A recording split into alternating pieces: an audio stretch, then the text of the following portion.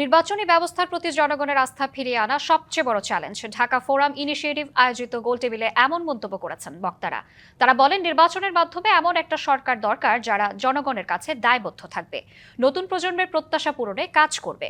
বাংলাদেশে বিশ্বাসযোগ্য নির্বাচনের মূল ভিত্তি নিয়ে আলোচনা করতে মঙ্গলবার বনানীর একটি হোটেলে আয়োজিত ওই গোলটেবিলে অংশ নেন আন্তর্জাতিক নির্বাচন প্রশাসন বিশেষজ্ঞ, কূটনীতিক, গবেষক, সুশীল সমাজের প্রতিনিধি সহ বিভিন্ন রাজনৈতিক দলের নেতারা। আলোচনায় বক্তারা বলেন, বাংলাদেশের নির্বাচনের সততা ও স্বচ্ছতা নিয়ে জনগণকে সচেতন করা এবং সবাইকে একসাথে কথা বলার সুযোগ করে দিতে হবে। অপতথ্য রোধে সতর্ক হবারও প্রয়োজন রয়েছে। বিভিন্ন রাজনৈতিক দলের নেতারা অভিযোগ করেন, একটি দল নির্বাচনে অনলাইনে নারীর বিরুদ্ধে প্রোপাগান্ডা ও সহিংসতার উস্কানি দিচ্ছে।